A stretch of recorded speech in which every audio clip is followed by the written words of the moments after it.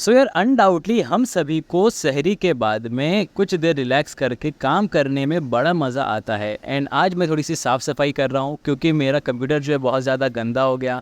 और आज जुमा भी है तो जुमा की नमाज़ अदा करेंगे एंड कुछ अनबॉक्सिंग्स करेंगे जो हमारे पास आज आई है।